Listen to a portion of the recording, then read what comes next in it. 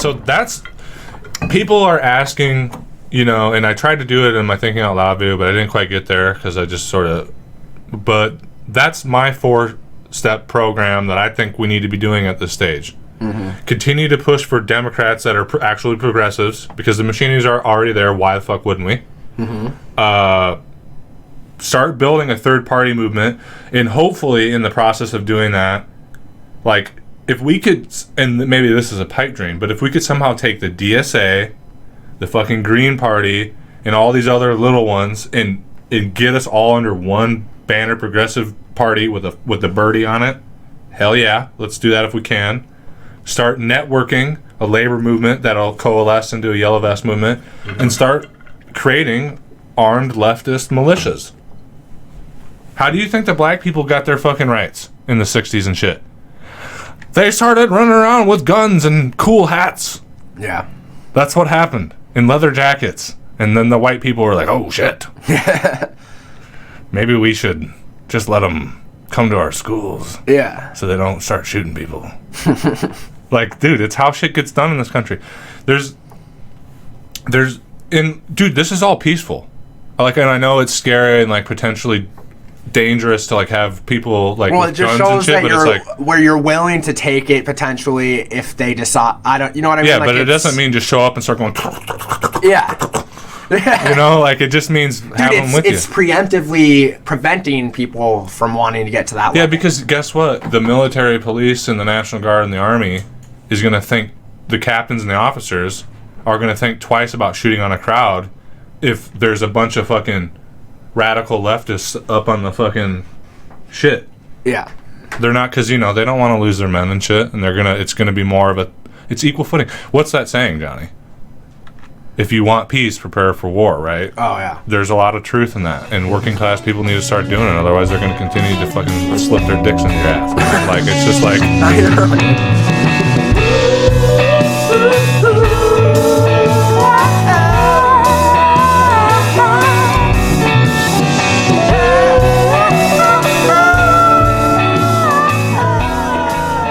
That's how that like video starts. That'd be fucked up. Yeah.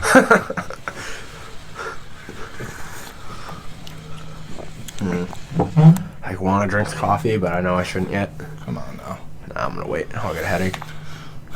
Yeah, that's what happens to me, dude. Is I just drink so much coffee, and I'm an addict to the caffeine. I like. Mm-hmm. I don't know. It feels dirty almost at this point. And it does. It does. Yeah, I know. That's the thing, dude. I just run on caffeine and nicotine all the time, and it's like Shannon made a point the other day. She's like, "That's horrible. You're just barely getting by." And I hadn't never thought of it that way, and I was just kind of like, "Shut up. I like it this way." You know? Yeah, I'm glad I never dealt with the cigarette thing. It sucks, dude. I wanna quit smoking, kind of. I don't even necessarily want to quit smoking, but I want to like quit doing it as much as I do. Yeah. I wish I could just smoke like 3 to 5. Well, same with coffee. I don't want to quit coffee. I just want to like cut it down. But like, once I have that one, it's like 2 cups in the morning and then like 1 in the afternoon. Perfect. Like, I'll get a large with 1 shot of espresso, and every time I finish it, I'm like, it's like I'm missing that little high edge of like, the second shot. But then the thing is with coffee is like if you go that 1 extra to try to get there, it just makes you sick anymore. I don't know. And that's kind of the thing with the cigarettes is like I wish I could just have 3 to 5 a day. Where How many like do you smoke a day? A lot. Too many, dude. Did you finish them to the core? Yeah. Oh. At least 10. Get one of those Juuls, and then you can start doing that dude. and smoking. Nah, you'll just start doing both, I bet. I don't think so. Well, I will, but I think I think I'll smoke less cigarettes. You know what's weird? Which is good. When you see someone says they're quitting smoking, the first day they're all positive and it's like, I'm quitting. Second day you can tell. By the third day usually they're already the fourth day they're back to normal and they don't want to talk about it. Yeah. It's like it wasn't happening.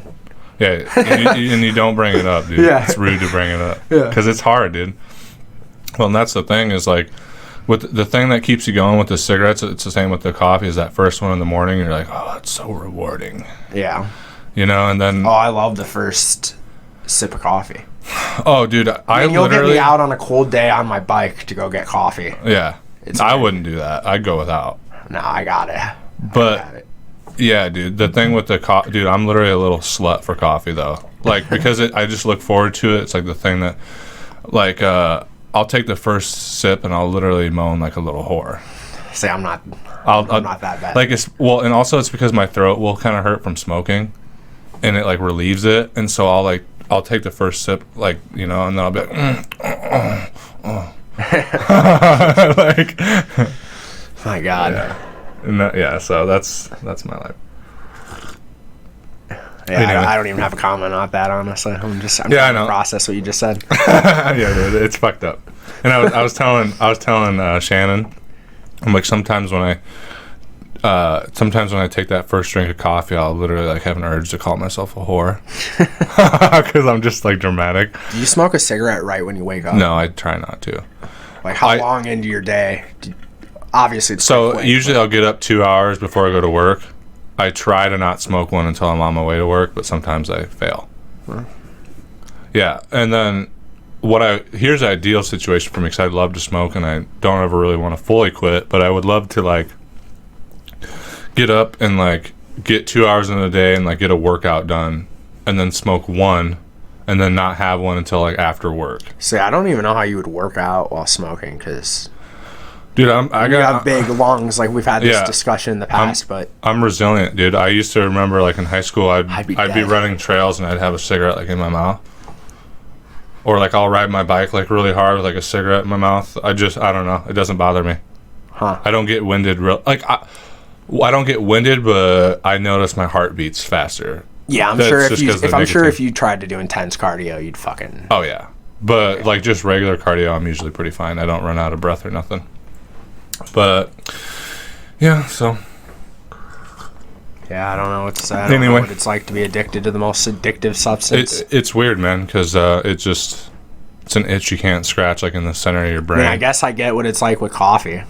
Yeah, it's kind of that itch, I'm sure. Yeah, but it's like desperate when you don't have it for a while. Yeah. Like you start to. Dude, people are like heroin addicts with cigarettes. It's fucked up, man. I've seen like decently respectable people, not like the most respectable, but I've seen them like go and grab cigarettes because they were so desperate before from just like and already smoked one. And I'm like, oh yeah, I've done that, man.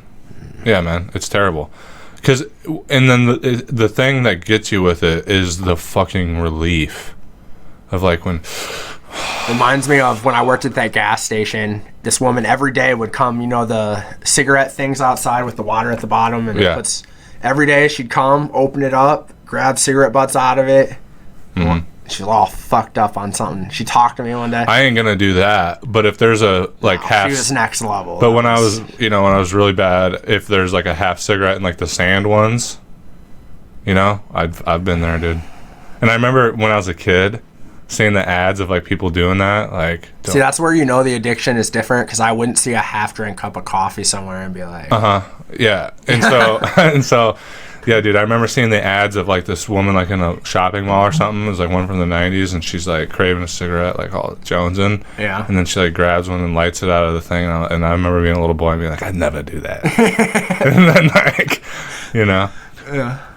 Yeah, and it's weird, like all the smoker, if you just get it, dude. It's weird. And I have this saying, and then I don't eat. Like, I don't eat all day. I don't need to. And part of that's because I do that intentionally. Yeah, well, part of it's because of how I grew up. I just got used to eating once a day, you know? And, like, I have a saying of, like, you'd be surprised how long you can live without the necessities when you have the luxuries. You're just unintentionally fasting. Yeah. So that probably is honestly also how you like don't put any weight on at all. Yeah, because you already have a fast metabolism. I have a little bit on me right now, like just in my because of the endless amount of tortillas. But like, yeah, you do. You just buy stacks and stacks of tortillas. I know. I gotta have them, dude. That's like my comfort food. But anyway, I don't know what we'll keep into that. But let's jump into the show. Sorry about last week, guys. We didn't get one out. I had something of a mental health week. Yeah. Honestly, I don't even think you knew this, Johnny, but like I fucking almost had a mental breakdown. Like because you looked stressed. I can just tell when you're like not. Oh, I forgot I had the cameras. Oops. Yeah, because Roman's not here. Sorry, but. Oh well. I'm sure it's a weird responsibility. I don't know. I could tell you were like Yeah. overly. Because I've been working, like, with the whole pandemic thing going on. I work at a grocery store. So I've been working, like... So this is how my regular schedule goes, is I have 1 week where I work 6 days a week. My day off is Thursday. So then we shoot the podcast and I edit it. So that's not a day off, you know? And then the next week I have the weekend off because I have my kid. So then I work 5 days and I have the weekend off. But then I have my kid. So that's not really much of a day off either. And then, like, every day, guys, I'm, like, up, like, either writing or doing something with the YouTube or, like, plugged into my phone all the time. And it just caught up to me, and I wasn't sleeping a lot. Yeah, and I was on the phone with Shannon, and I was just like, I'm so tired. But, like, in, like, a desperate way. Because, like, you know, when we went to shoot that day, that wasn't even so much about you as it was. Well, yeah, I slammed the door. I had a little tantrum because I was... it was a bad juju week. It was a pissy tantrum. Nothing big, but Dylan actually, like, yelled at me, and he never... I don't yell. Dylan doesn't yell. I don't yell, dude. Literally, I can count on my one hand, like, how many times I've heard you get, like, mad and yell. It's, like, 4 or 5 times, yeah. Yeah. That, I think, was literally the 5th. Yeah, and... It's weird. It wasn't even a big deal what you did, but I just... No, I know. I couldn't. I knew it wasn't directed at me. I was like, damn, Dylan yelled. He must be pissy about something. I'm just, yeah. And he, honestly, snapped me out of my little bit of pissiness. Yeah. And honestly, I was in a good mood that day, but it's just like the underlining. The fuse was there. Like, you know, and I was just like, fuck it. Like, yeah. But anyway, you know, I got a week this week where I don't go in till 11 a.m. each day, and I don't know, I'm feeling better now, so we're gonna jump back into shit. So yeah, sorry guys about last week not getting another episode. That's gonna happen from time to time, so bear with me. You do a lot better than we used to. We used to do like an episode and then wait. We tried to do it every week, but we just didn't have the rhythm down, and we weren't used to doing this, so it felt stressful. Yeah, and it's weird. Like, I pretty much ignore the cameras here. Yeah. Whereas if you think about it, you do get this weird, like, you're being watched. It's fucking weird. Yeah, you feel like an eye on you. Dude, it's strange. Like, now, it's weird, though, because you still do get a little bit of pre-shoot jitters.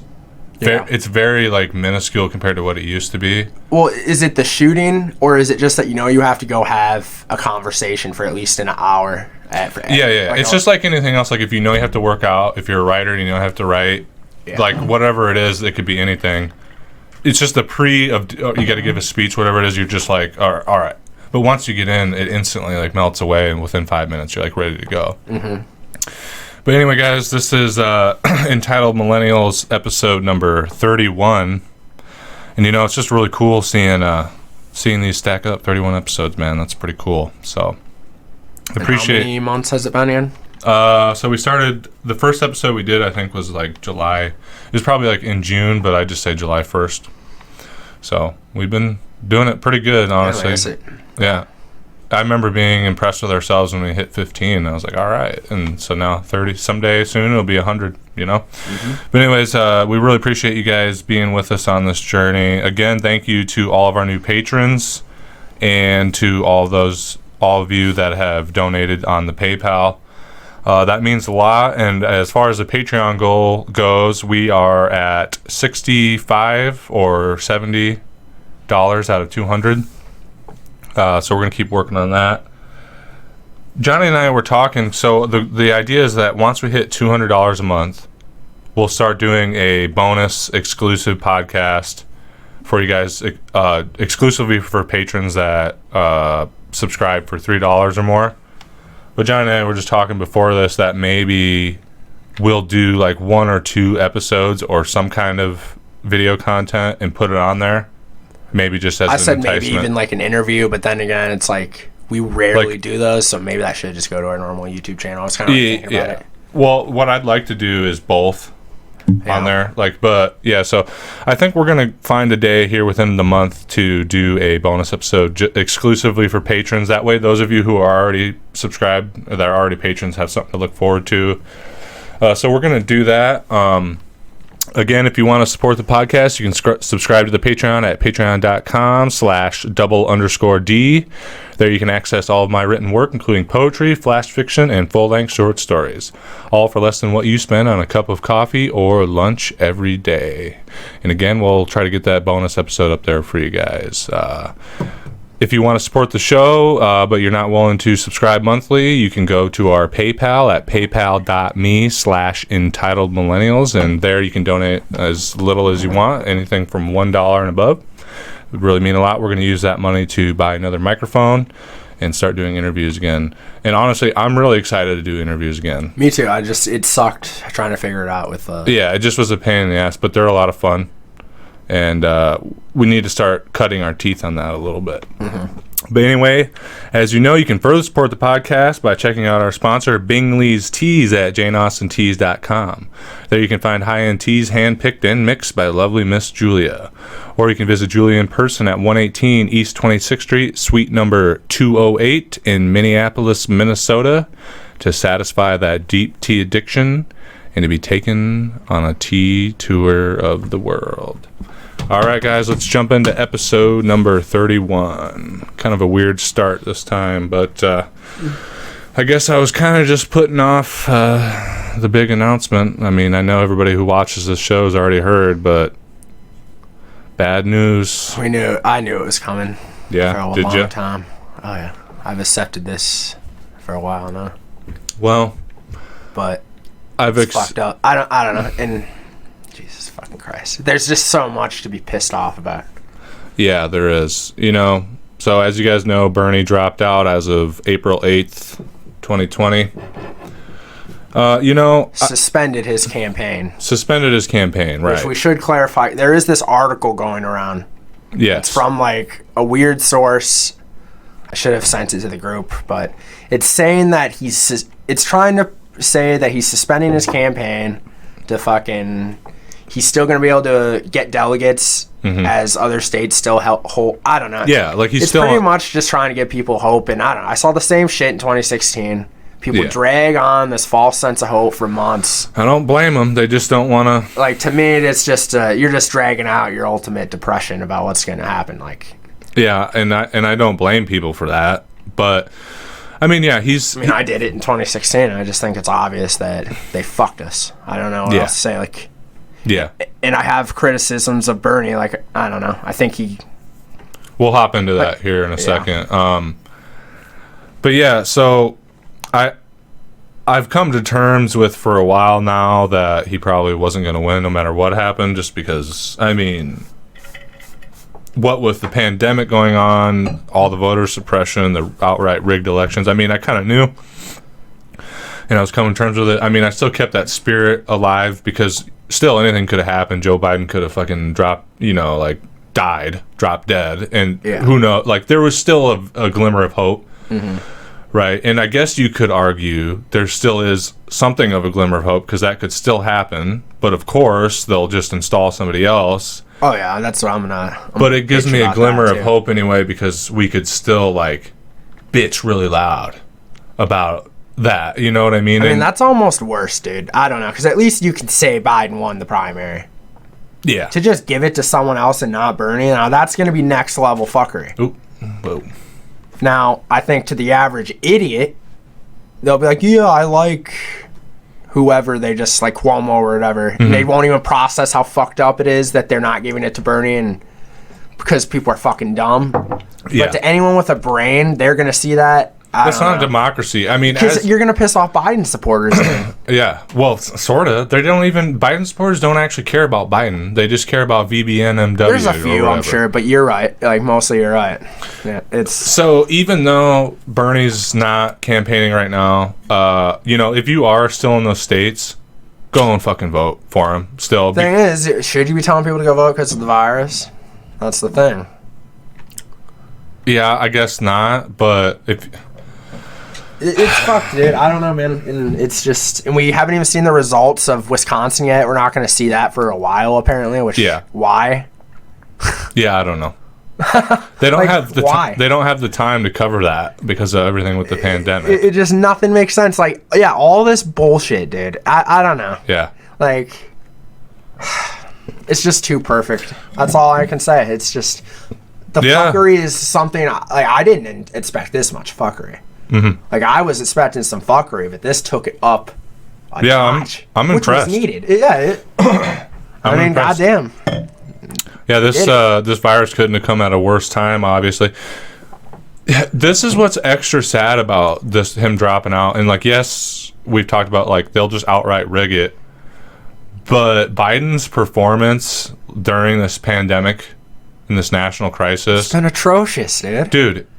It was literally enough to potentially kill his campaign enough where, you know what I mean? That's what makes it. That's what makes it extra disappointing. They dropped out or like, suspended his campaign. Man? Like, dude, I just don't understand because Bernie missed so many opportunities to like just rail into Biden, and you don't even have to bring up the cognitive health, but you could even do that in a fashionable way. Like, you don't have to be Donald Trump and make Biden out to be. I like that, fashionable. But you know what I mean? Like, dude, every interview you give, you're stumbling, you're slurring your fucking words. You literally What's going on, something. Joe? Are you all right, Joe? Are you feeling all right? I don't know. Do you want to lay down? Like, what the hell? In the end, Bernie is helping the re-election of Donald Trump by not being willing. You know what I mean? Like, Bernie is doing, not in an attentive way, but he's helping Trump by not going after Biden and trying as hard as you can to win the nomination. I don't get it. I don't understand it. It's disappointing. I respect Bernie Sanders. He's a great guy. I think he's a good human being. Yeah. But he missed his moment. Well, it's like what you said, I think, in the last episode, or at least you talked to me personally, is Bernie is a revolutionary with a DC mindset. And it just doesn't work, man. I don't know, man. It's. We talked about this, and you messaged, Jordan and I in the group chat or whatever. We need somebody who has a heart of gold like Bernie and the record like Bernie, but has the fucking gumph and the fucking piss and vinegar attitude. I mean, dude, I would almost relish if I got to that stage and was able to tell these corrupt cocksuckers they're corrupt in front of the camera. It's like, it's easy, dude. Yeah. Especially if you got nothing, they can't come at you that you did something, you're like non-corrupted. It should be easy, dude. Like, it's scary, I'm sure. Well, dude, but I'm sure even Donald Trump had some fear saying some of the shit he said. I'm sure Donald Trump felt a little bit like, this is gonna fucking piss some people off, but he did it, and look where it got him. Yeah. Well, and you know what, man? This conversation has been had 100 times, but Donald Trump changed the sphere of American politics forever. Yeah. And in a sense, did Bernie. As did Bernie. In different ways and same ways, I think. Yes. Bernie is the message of, we can do this shit, and we can go the distance and have actual policy and not this fucking... In a prime example, you can fund a campaign off small dollar donations at the national level in a major way. He raised more money, the most money. Yes. And then Trump has changed it in that it has proven that Americans don't want, and obviously some do, but I think that's dying out more and more as every day goes by. Democratic voters want, I feel like I know what you're going to say, but continue. It's proven that people, the average disenfranchised voter wants a degree of authenticity. And an asshole even. Yes. Because, dude, they want someone who's... Because they're pissed. And that is what Bernie is in a lot of ways, is someone who's pissed off at the system. That's why the media's like, he comes off as that angry. Ball. Yes. People like that about him. Yes. But yes, and he does drop it, He doesn't go the distance how Trump does. I think against Trump, he would have been more ruthless. Oh, yeah, 100%. For sure. But why won't you do it? And I don't give a fuck if Joe Biden's your friend. Dude... Well, let's be honest, they're not actually friends. They're just cordial to each other, I'm sure. Yes. They've had maybe talks and dinners and some shit because they're... I don't know, man. But, dude, is Biden I've been acting like you're a friend? No. Yeah, and that's the thing. That's what... And I was thinking to myself, just about this whole thing, and I was thinking, I've thought about running for politics and stuff. I don't know, mayor or city council, starting there. And I was thinking, who, in the strain of, now that Bernie's not really going to be, and he will be still leading this movement to a degree, right? He's got a powerful voice that will rally us. But I was thinking, who's going to come next? And you and I talked about, we need somebody, right, that has the heart of gold like Bernie, but the viscerality of Trump. And I was thinking, I'd love to run for politics someday at whatever level of office, but they'll dig shit up on me. Yeah, but you can dig shit up on them. Something Paul Wellstone did that I really enjoyed, who he was a senator in Minnesota. He was like a Bernie. Yeah. He would talk about the candidate, like when Bernie says you're funded by the millionaires and billionaires, you should go deeper and be like, you're funded by Boeing, and then name like the CEO who funded him, and like start naming names. And then do a tie the people to the corruption that you're talking about, like exactly, and then do a crossover and be like, you got this much money from Boeing or Halliburton this year, and that same year you voted on this defense budget, that contract, like people hear the billionaire shit and they get it, but if you connect those dots down to like how that money, and I see it at the local level, how easy it could be. Like at Mason City, call out the local corruption, and because people know the local corrupt bullshit people at least a little bit, the local big business. Yes. And at the state level, you can call out Monsanto or whatever it's called now, Bayer. I think it's called Bayer. Yeah. Call out the Farm Bureau. DuPont. Why does no candidate ever do this? Because it's scary. Yeah, it is. It's fucking, dude, these well, you could literally people who call out the big hog industry, dude. They've had like random trucks showing up to their house late at night, like intimidation tactics. Dude, it's guys, scary as fuck. I don't know if, and I want to get back to what we were talking about, but okay, so this is all speculative, but nonetheless, it's fishy as fuck. So Johnny and I have been involved in activism in our state of Iowa for quite some time. About 5 years now. Not to overinflate, I could be doing a lot more. No, but we've been involved, and one of the biggest issue probably in Iowa is the stranglehold that industrial agriculture and big meat packing has on our state. They're destroying our topsoil. They're putting family farmers and small businesses out of business, and they're polluting our waterways. Okay, and so Johnny and I and others in our community stopped this slaughterhouse from a big South Carolina or North Carolina company called Prestige. North Carolina. We've done that. We've done other stuff with Iowa CCI, but there is a story, and I don't know all the details. Maybe you guys can dig into it and look into it yourselves. But there was this family that lived, on like a rural county road, and I can't remember exactly, but they were either speaking out against the big... They built a hog confinement right next to the house that was like fucking their shit up. Like you get hella flies that come now, and like the smell is terrible. Like you can't even leave your house because they just spray hog shit on the fields nearby. Yeah, it's fucked up. Okay, yeah. So they were speaking out against that or doing something, and if I remember the story correctly, they were just gone one day. Or something, right? Like trucks were showing up all the time late at night and just flashing bright, how some of those trucks had got the top. They got the thing on the side. Fucking. And then one day, like the dad was found like died in a weird car crash or something, and then later the son, who was like an older son, it wasn't like a 10-year-old son, it was like a 20-something, maybe even 30. He died in some weird ass way too, and they were both speaking heavily out about it, like the fucking. Yeah, that's just one example. Yeah. Then we got what happened to our city councilman who probably killed himself. Yeah. From all likelihood, it sounds like. But still, that was sketchy too. We don't even... Yeah.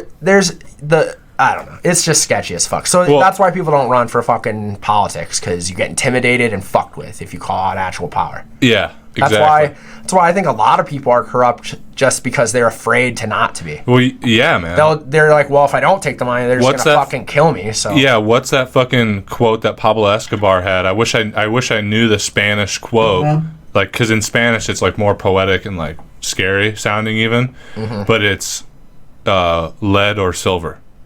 Yeah. Like, you either take the money, and I'll give you a lot of money, and we'll make you rich, and you'll have a good life. Yeah. Or I'll put a bullet in your head. Yeah. And that's politics in general in this country. What's that say about our country, though? Like, that, everyone knows that. I almost want to look that up. The dumbest people in society, they kind of know you don't speak out against shit or you fucking get fucked with. Exactly, man. That's like an underlying thing in America. It's odd. I don't know. Yeah, man. It's like, and it's I do just feel known. It does feel like we're exiting that era where people are starting to have a pair and are willing to risk it all. It does seem like that's happening more. I don't know. Well, yeah, and that's the thing that does give me some hope. God, I just wanted to try to find this quote because it's like in Spanish. It's like, it sounds like an epic quote. Yeah, it's really like short. Oh, yeah, it's plato o plomo. Like, that's all it is. Just like plato o plomo. I mean, it's like you see it big with like Mexico and the cartels. But it's like that here with big business and corporations and the banks and shit. Like, you can speak out about certain things, but you start shifting with money and power. You can speak out about it all you want, but when you actually start doing things, when you garner enough support where it actually becomes a threat. That's the thing, though.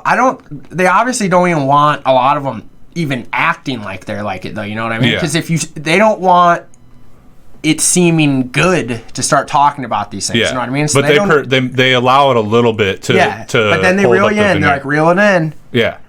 To hold up the veneer of that there's still freedom of speech. Because if the donors were like, just say whatever to get elected, Kamala Harris would have been full on single payer. Yeah. But notice how she backed off. Yeah. But they allow a little bit of controlled dissent. If they don't think it's going to shift the zeitgeist of the consciousness of the country, then they're like, whatever. Well, and that's the thing that gives me hope about this movement, despite our defeat with Bernie and shit, is like, dude, what's that saying? Fuck, I'm full of all kinds of sayings today, but there's a saying of like, you can't like, once somebody learns how to read, they don't unlearn how to read. Yeah, you know what I'm saying?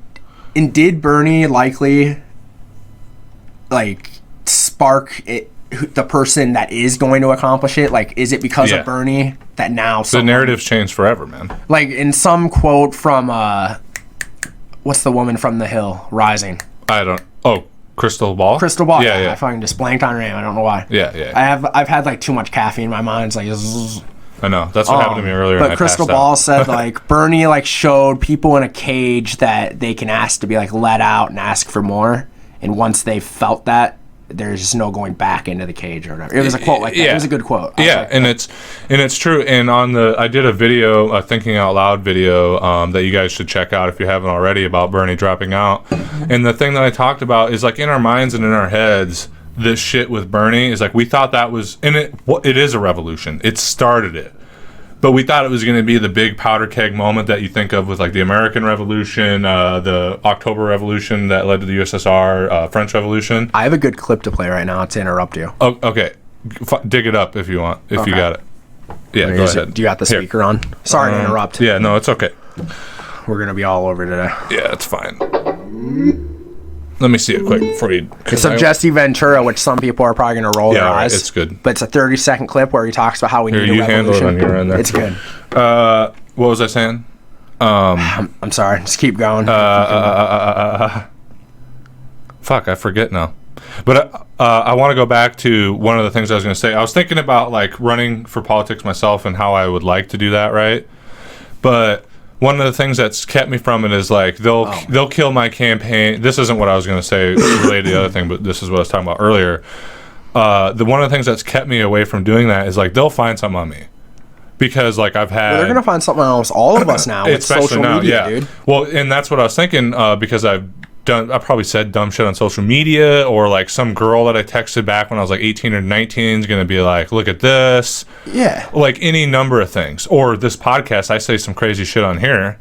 I mean, I've drunkenly probably said fuck you one too many times on social media, like gotten pissed at people. Yeah. Who knows what I've said? I've never said anything like too bad, but in out of context especially, you could probably ruin me with a... Exactly. Yeah, exactly. But the thing about Trump shows that shit, in a degree, if you lean into it, doesn't matter. It's when anymore. you act like it's bad that people are like, well, fuck him. Then it's when you're like, dude, it's going to cost you some voters. Yeah. But like you can got to embrace some things. I mean, I don't know. Like Bernie should have leaned into some things a little more. Well, it's the same reason like Joey Diaz hasn't been like Me Too'd or something, because he's just like, I'm a piece of shit. Yeah. What do you want? And like I realize if I ever did run for politics, not that I will, is like that's what I'm gonna do. Is if something comes out on me like, you said this and that on the podcast, I'm like, it's a fucking podcast. Yeah. I don't care. I'm trying to get people better wages. I'm trying to get people this and that. Like there's people dying. You're worried about me saying something fucking stupid. Listen, I'm sorry. Let's play this Ventura clip. But yeah, all right. I honestly, and I just want to say this about Ventura. I want to see a third-party Ventura run this election, so at least we get some excitement before Trump gets reelected. Yeah, that would be like I'd be fun. Behind kinda. Ventura, Fuck it, might as well. Yeah, I'm not voting at Biden, this point. So. I'm not. All right, I'll probably write Bernie in, to be honest. But that's go ahead. Probably what I'm gonna do. Go ahead and play. You might have to adjust the sound. Don't want it too loud. I guess my question would be, since the government shut Turn down, it up a notch. that should mean we shouldn't have to pay any taxes, right?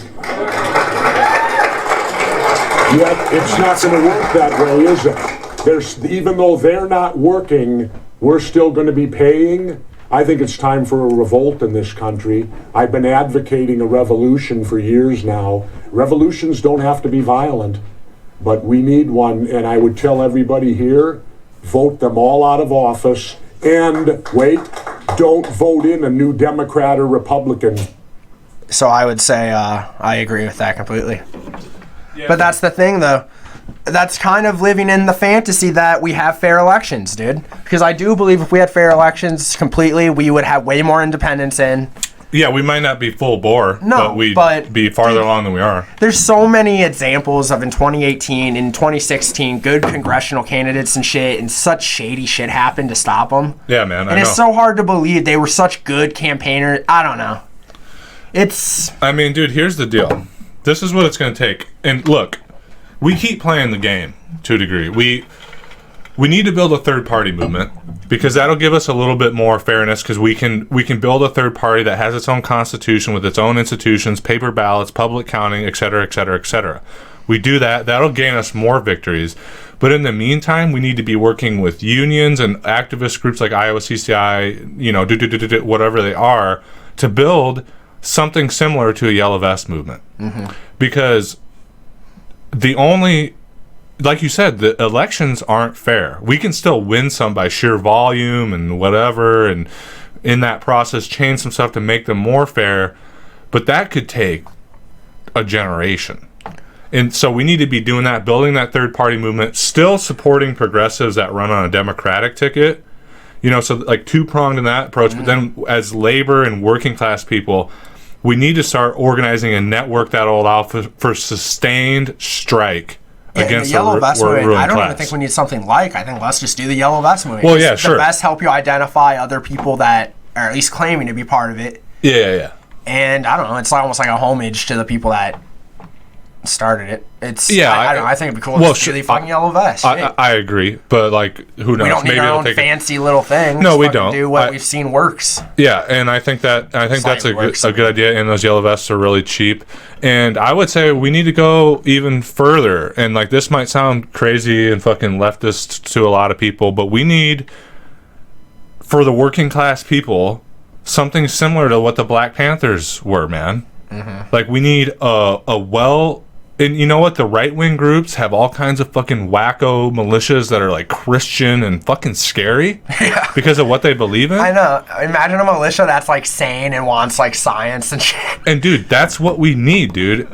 So look, third-party movement, continue to push for progressives that are running on a Democratic ticket, build a yellow vest movement, and then we also need working class people to start building a local to state to nationwide system of militias. And the militias need to be not like the right-wing ones where they all kind of just get together and get fucked up and do methamphetamine and shoot guns. It needs to be like well regimented, almost in the way of like how the National Guard is. So like one weekend out of the month, the group could even like pay you a little bit. Hopefully this will be later on, but you go and there's a lot of veterans that are sympathetic to leftist causes. Mm-hmm. And we put the veterans in a position where they can teach people gun safety, gun maintenance, tactics. Remember when the veterans went to Standing Rock? And exactly. That's why they stopped a bunch of shit, because there were veterans there? Exactly. God, it pisses me off how that shit's like brushed under the rug. That's not even a part of history. No. And it won't even be talked about. That's why people who fully shit talk Tulsi Gabbard and shit, it's like, dude, she has a lot more integrity than most politicians, but she's disappointing as well. Dude, they're all disappointing, dude. Yeah, because they didn't go for something happens, man. They didn't go for the gut. Nah, something happens when you get fucking in there, dude. I don't know. Something gets told to you. It just seems like it. I think with Tulsi, it was the same thing as why fucking Bernie dropped out is, maybe they have something over them, but even more than that, I think it's just like they saw the writing on the wall, mm-hmm. and they, at this stage, are still trying to like, well, we can still push the Democratic Party. People are getting sick, and they don't want people to go to the polls and get sicker. Is probably a reason to do. Like Bernie's actually a decent fucking human being, not a sociopath willing to do anything to win. I saw this meme where it was like the DNC functionally had hostages. Yeah, and it's true. And I mean, what happened in Wisconsin, First off, their Democratic governor is a pussy and should have tried to get it canceled way before and fought way harder. Mm-hmm. Not canceled, just delayed. Yeah. And I don't know. And then to make sure it stays on the court system, it's like, what the fuck, dude? Yeah, man. We're in a fucked up country, man. Exactly. And then they hide behind, like, people that need the right to vote. And I will say it's complicated. Yeah, that's bullshit. It is complicated in Wisconsin because there's other elections going on where they, like, start soon. Like, they get elected and they're going to be starting. But, dude, there's, like, delay it. I don't know what else to fucking Unfortunately, say. Push the paperwork back. Yeah. Fuck. Like, there's a fucking national... The only thing worse than this is either fucking Yellowstone volcano explodes or a fucking war. So, like, what are we doing? Like, even if you know how the president always comes in on like 20 or whatever, like the year after the election, like he comes in, maybe we'd have to push it back to where for the rest of American history, it's no longer on that year how it has been for 300 years. It's now like... Dude, they're unwilling to do it. People are unwilling to even like... But yeah, so... And I get it. People would be like, we can't keep Trump in there. Like, I don't know. I understand, but dude, there's bad shit going on right now. And that's going back to Tulsi, man, is like, dude, I don't think she is fucking bad. I think the reason why she endorsed Biden, I could even see Bernie was already like, look, I'm probably going to drop out. And we need to do, like, she... Yeah, but here's my thing with it. The timing didn't make sense of the endorsement. It just felt... Now that this happened with Bernie, I feel like it kind of does a little bit more at least. And maybe I'm wrong, but it just seems like maybe... She read the writing on the wall, or even he had a conversation with her, and he's like, the only reason I haven't dropped out already is because, like, I'm trying to, like, keep the hope alive a little bit and, like, let my people down easy.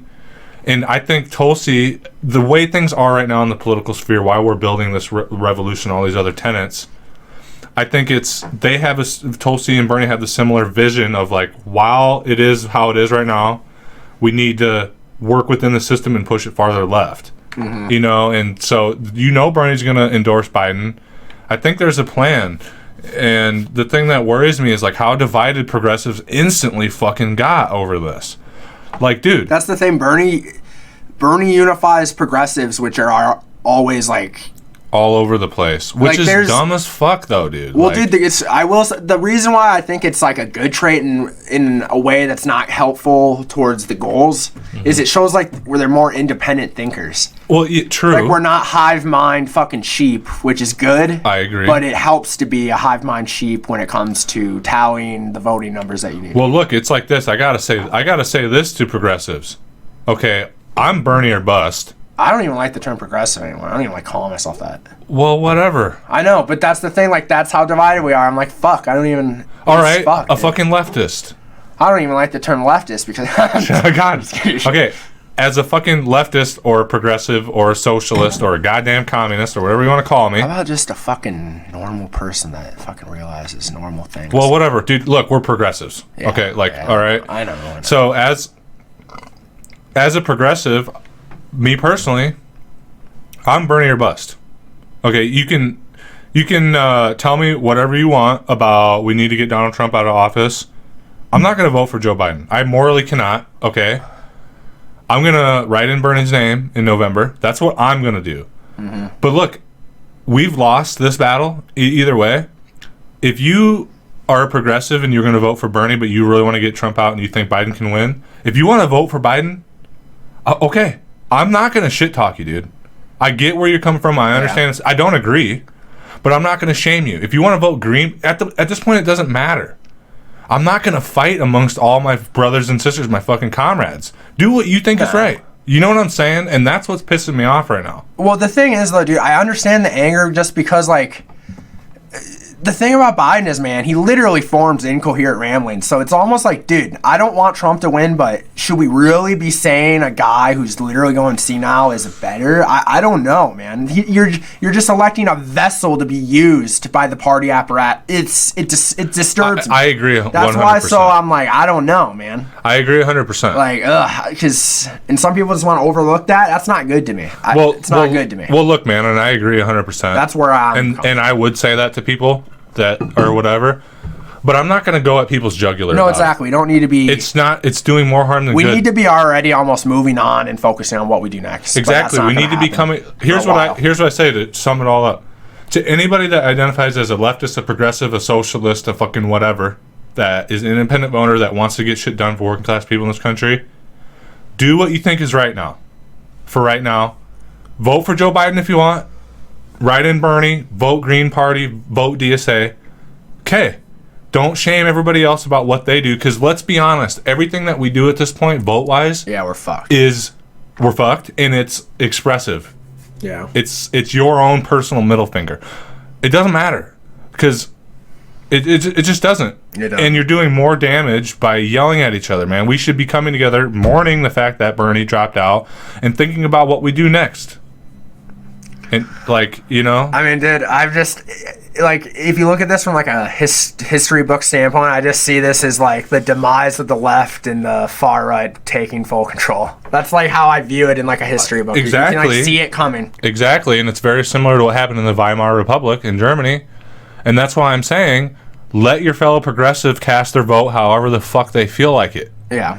And I agree. Be supportive of it and love each other and have conversations about it. But dude, don't yell at each other and put each other down. The problem is, man, people are becoming almost the way they talk about. But I don't know, dude. It's just not acceptable. No, it isn't. They want to overlook major things that can't be overlooked if you're fucking I agree, coherent 100%. At all, dude. I'm sorry. I agree. So it's hard. I see both sides of what you're saying. I see why people are pissed. I do, but what is it? What does it matter? No, I agree. That's the thing. I agree with you though. I agree. Let those, because dude, those people that voted for Bernie and now they're gonna vote for Joe Biden. Dude, point out to them why you think they're wrong. Yeah. But don't get in an argument with them, dude. Just let them do what they want. It doesn't really matter because Joe Biden's gonna fucking lose anyway. Oh yeah, the people who I hate the most are the people who are with Biden or an establishment person from the beginning, and now they're trying to chime in. It's dude. Yeah, fuck those guys. You guys were warned. You guys were warned. Don't fuck around. Yeah. Because now you have to find out. Yeah. Dude, it's true, dude. Yeah. It's a funny meme, but it's true, dude. It took me a minute. They've been warned for months not to fuck around, or they're gonna have to find out, and now they're finding out. And they're like, "What the fuck?" They act all amazed. Dude, you were literally warned, dude. Yeah. I don't know.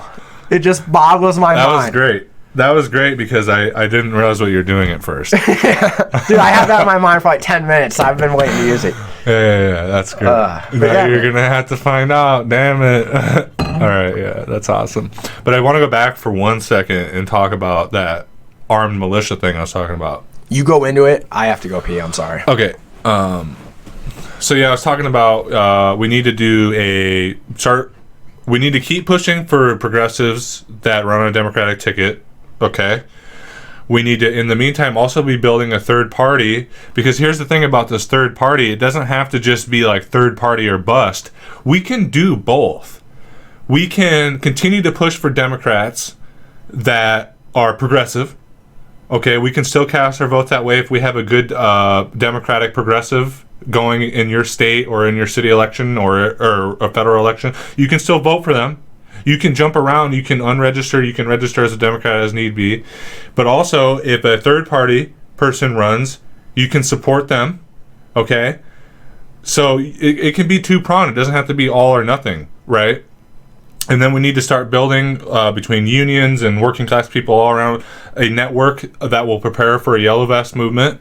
And then 4, we need to really start considering this armed militia concept that I'm talking about, similar to the Black Panthers, because we know the right wingers have them. If shit hits the fan, that's dangerous that all these right wing evangelical fucking pseudo fascists have fucking guns. And so how I envision this leftist militia working is sort of, like I said, the National Guard, where one weekend out of a month you go to whatever, right? And we would do all licensing and everything. The FBI puts this shit down, dude. When it's the left, that's when the FBI's like, uh-oh. Sure, I know. It's weird. Isn't that weird? But we could still try it, right? And so you one weekend out of a month, you go to a fairgrounds or something that gets organized, and you do armed training, gun maintenance, tactics, everything, medical shit, and it would be done at your city and at your county level, and there'd be like like Cerro Gordo has one. There's fucking 3 or 4 in the state of Kansas, and you train. And the purpose of it would be when there's a protest or a strike or the Yellow Vest movement, the people that are well trained in, like literally, we would have uniforms with badges and ranks, well regimented. You listen to orders, and the people show up during like a Occupy Wall Street movement or whatever it is, and they show up with their firearms like the Tea Party did, show up at state houses, and we don't use them unless we're shot at first, right? But like, dude, that's what it's going to take. You show up well regimented, just how the military police are with like their shit.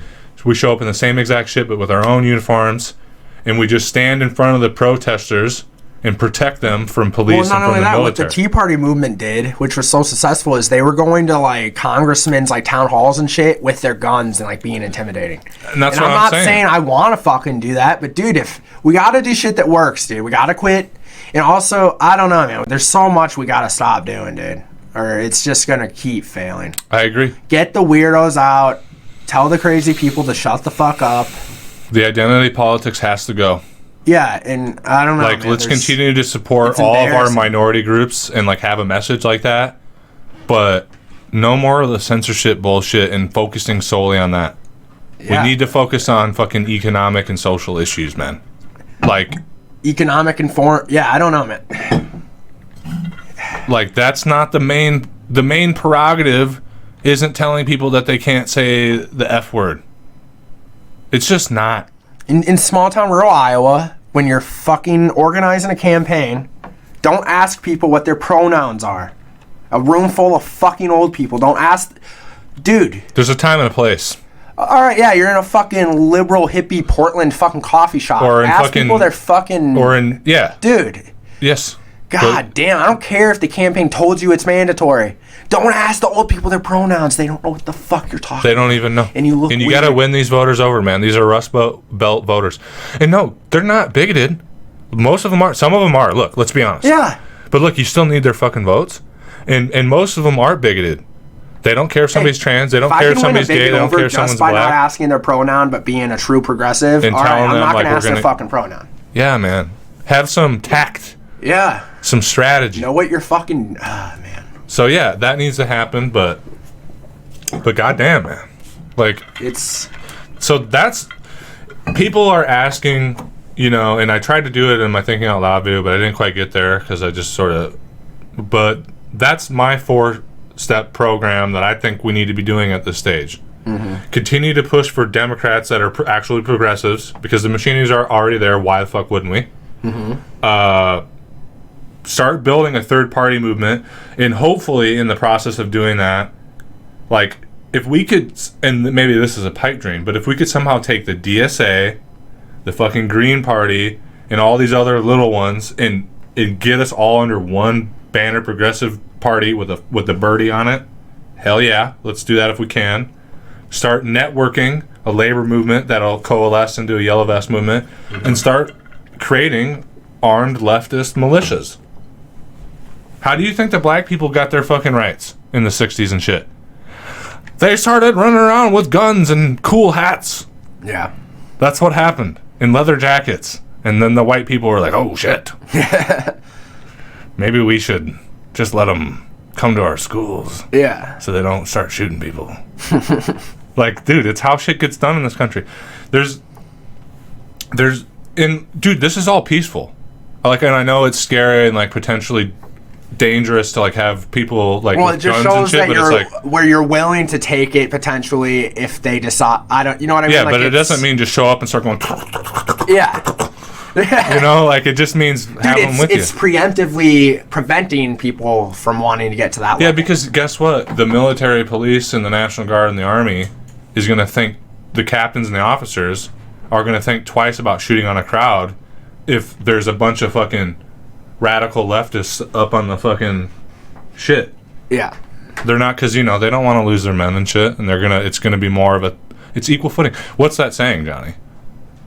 if you want peace, prepare for war, right? Oh, yeah. There's a lot of truth in that. And working class people need to start doing it. Otherwise, they're going to continue to fucking slip their dicks into your ass, man. Like, it's just like... I know, dude. So that's my plan, man. I don't know. But what do you think, Johnny? What else has been on your mind? Like, is there something more you would have liked to see out of Bernie? I know you kind of came to terms with this for a while. Is there... what do you think about this COVID-19 shit? Where do you see this going? What about the economy? You know, I have no idea about the economy. What about this? We're seeing a lot of this, and I don't really want to talk about COVID-19 so much because it's everywhere. Yeah, it's literally. But we should touch on certain things about it. In that, a lot of people are talking about, you know, there was this period before COVID-19, and this is such a moment in history that now it's going to be like when we read the history books, it's like after. Mm-hmm. And specifically, I'm talking about in relation to the superpower struggle between China and the United States. And a lot of people are talking about America might not fully recover its world hegemon power after this because of the way that we're dealing with it and shit. Yeah, I was like actually listening to something about this, but because China's economy is kind of getting back and like rolling. The gears are rolling again. Yeah, they're oiling. Ours is still like fuck. We're floundering. We don't have our shit together. And so, I think the idea of like, dude, there's people who are adamant that a war between China and America just isn't ever gonna happen. China's military sucks. All this, they're so confident that we would fuck them up. It's like, dude, all they have to do is flip to a wartime economy. They have all the factories there prepared. Yeah, that's what's fucking. Dude, I just don't understand. Like, yeah, they're not set up right now. How fast could they? Yeah. Well, and that's the thing. So, yeah, like, that's why people get so uppity and big American dick energy is because we already have, you know, probably thousands of military-related arms manufacturing plants in this country. Mm-hmm. So, yeah, we'll have the jump. Mm-hmm. But if we've learned anything from COVID-19 is how fast the Chinese, because it's authoritarian, the Chinese government can flip that fucking switch, bro. Yeah. Right? And that's the thing. That's what's extra sad about how our politicians have sold us down river for the last 30 or 40 years or whatever, shipping all the jobs over there because that's what's good for the shareholders. You didn't just steal jobs from Americans and like create this huge wealth inequality and all these problems. You fucking gutted America's ability to defend its fucking self, in a sense. Mm-hmm. Like You've weakened us, and you've made us dependent on the Chinese. What the fuck is that? Like, when you start thinking about it that way, and I know... Well, dude, it's like they're traitors to China. They have been for decades now. A lot of our politicians are traitors to the Chinese government. They are, man. I think. Like, they are. We talk about people being Russian fucking stooges. It's like, what about the Chinese stooges and the Israel stooges? Dude, let's be honest, dude. Russia... Saudi Arabia stooges in our government. Dude, it's weird. Russia ain't really shit. Compared to like the potential that China is, and that's not to say that like Russia isn't like a powerhouse in its own right. They have a lot of sway over what happens in Europe and the Middle East and stuff. But dude, that's a relatively small sphere of influence compared to what China already does and could potentially wield. Well, and I think Putin freaks out the elites because he's one of them and he's very intelligent. Yeah. Like he's an elite. Like he has so much money. Yeah. Dude, he might be one of the richest people in the world, supposedly, they say. Because he steals his money. Well, yeah, and how much of it is like oligarchs and then takes their money. Damn, that's the official shit, dude. But who knows, man? I believe a lot of the world leaders are more in cahoots, like some fucking weird shit than we think. Yeah, and a lot of it's for show. Yeah, but who knows? I I'm would a conspiracy-minded guy. Well, it's like this. You're right, but let me explain something to you. You know what a court is, right? Like the king's court. Yeah. Court politics, courtesans, all that shit, right? Yeah. The fucking elites are all in the same class and have the same class interests. But they're all not fully unified because they're playing court politics. Well, and who cares about the wars? They won't be involved in the wars. So they don't give a fuck. Yeah. I wouldn't be shocked if they would start major wars with one another and then go still have a fancy dinner with each other. Well, look, how many times have you seen like a period film of like a medieval shit and there's like a war or like a Renaissance shit and the fucking rich people and the kings and feudal lords, like, they all kill each other and stuff. But then, like, when the war is done and the older king, like, abdicates power or whatever, they still kind of, like, how do they come together? Do you know how they come together? Okay, so the guy that lost sued for peace, but then he's like, but would you like my daughter to marry your son? Oh, yeah. And then they come to peace, and then that solidifies ties, and it's like that. And I think you're right in that they are in cahoots in a lot of ways, right? Because they have the same interests. If we can all do business and avoid wars and shit and whatever, that's great. But because they're courtesans in this upper echelon elitist court of money and power, you got guys in there like Putin that like wants more, or fucking. Well, I'm saying, wouldn't they both start Rockefeller. a war because the war's in both in their interests? Potentially, yeah. That's the thing. That's potentially, yeah.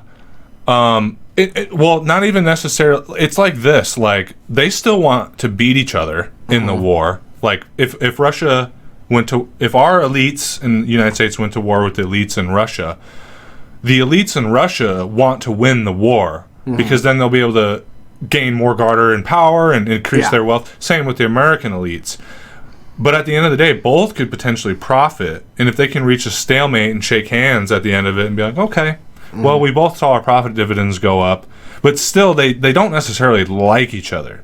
They tolerate each other and play this fucking power game, right? Yeah, And the main thing in their head is that one of them wants to be emperor of the world. Yeah, it's fucking creepy, dude. So that's what I mean. Like, yes, they are in cahoots and shit, but at the same time, they're not fully. Like, because they are playing chess with the lives of working class and poor people. Yeah, it's fucked up. Yeah, it's a trip, man. So that's what's kind of crazy about this COVID-19 more than anything else. And yeah, like, what's happening is scary, but the more interesting aspect of it is, how does this change the global chessboard? Because America doesn't have its shit together, and our economy isn't going to recover for a long time unless we get somebody in there that does the right shit. But, well, we missed that shot. I mean, Trump's a businessman. He knows how it all works. Sure. I mean, isn't this like Trump's ideal situation? He's a businessman. Oh, yeah. Well, him and here's That's the thing. whole fucking big thing is. Yeah, like, and that's what's crazy about this shit, too. It's this whole thing with the economy floundering. It's just going to concentrate. You keep thinking like the corporate, like, they can't garner any more power and control, but they can. And that's what's going to happen is, like, all these businesses going on and stocks dropping. Dog, the guys that have all the fucking cash, you know, in their big houses, like just in a vault or whatever the fuck they do with it. It ain't even a vault now. It's just numbers on a screen. Yeah. Dude, they're buying right now, dog. They're buying like you wouldn't fucking believe. The ones that... Because, dude, here's the thing about corporations and shit. There's, like, you know, upper tier, middle tier, and lower tier corporations, right? Mm-hmm. So, like, a lower tier corporation... And I might be mistaken because they could be owned by something else, but I still think like Whirlpool and Maytag is owned like it's its own company. Mm-hmm. Those would be lower tier corporations or companies. Like, they have a lot of power. They can lobby governments and whatnot, but they're not able to like go big daddy. You know what I mean? And then you got your second tier corporations, which would be like, I don't even know, like fucking maybe McDonald's and shit. Like, that's a big corporation, but it's not necessary. And then you have your upper tier corporations, which is like Bayer, Monsanto, Times Warner, Disney, Boeing. Okay, so these lower tier corporations can be severely damaged during economic collapses like this, and you'll see them go out of business. But these upper tier and even some of these middle tier ones, they have so much wealth and own so much shit already. It doesn't matter how bad the fucking economy does. In some aspects, the economy, this is good. They have enough power and resources and control over governments to get bailouts that they can weather the storm and then scoop everything else up that went bankrupt, and then they just become even bigger. That's like what happened with Sears. Exactly. Perfect. They fucked Sears. And then they got... all their assets and shit got bought up by like who I don't even know what it's crazy company. because wasn't Sears at one time like the big corporation? Yes. Yeah. They were, you know, but the thing that happened, a lot of people don't realize, man, is there was always big mega corporations like Standard Oil, blah blah blah. But these companies that we think of as mega corporations, like, you know, from like 1900 to 1950, 1960, Sears being one of them, they were mega corporations for the time period. But the 80s, and I guess perhaps even the 70s, but particularly the 80s and the 90s, did something to the economy, to the business world, where there were already these mega corporations, and we're like, you know, like we didn't think they could get any bigger and more powerful. But something about the legislation that time period and the way markets developed around the world, companies got, and then the tech boom, companies got so much bigger than anybody ever thought was fucking imaginable. And now we have these mega tier corporations, and that's why, like, I've been playing that Alien game, and I've been on like an Alien universe, like the 1979 original movie. Mm-hmm. The reason why I fucking get so obsessed with that isn't necessarily the xenomorph and that whole terror thing. That's cool, but it's the fucking universe that this shit takes place in, because all the planets and the like moons that have been settled and the fucking terraforming operations and off-planet mining they're owned by these mega corporations that make fucking Google and Boeing and shit look like McDonald, like, yeah, you know what I'm saying? They're so huge they own planets. Yeah. And all the resources of the planet. So, like, imagine. That's so huge, and it could very well be the future that we could live in. Yeah. That's so huge. I think it's more likely than like the fantasy shit we usually think of like. And that's why I like the Alien universe so much. Yeah. Because it just strikes me as so, like, because, dude, imagine a world, like, imagine the biggest, most powerful corporation on this planet, like fucking Unilever or Disney or whatever. Like, think about everything they own. It's still just a speck of dust on the planet of Earth in terms. But then if we have a space race, because deep space travel becomes possible and we're able to go to, like, other fucking planets and other solar systems. If we can, that's what's scary about if we continue this trend of, you know, less government involvement in space travel and more. I think a fusion between the two is great, but like if we continue to see things like Amazon's trying to do space travel, SpaceX obviously, we could really envision a world where the government doesn't want to spend necessarily the money to do, because it's a lot in whatever. But these already mega corporations have the influence to be like Elon Musk. Exactly. You know, these companies would have the resources to be like, okay, hey, I want to go to this planet. The government wants it too because they'll get something out of it. Yeah. Subsidize me. I'll go out there, right, and it'll look great for the United States or whatever.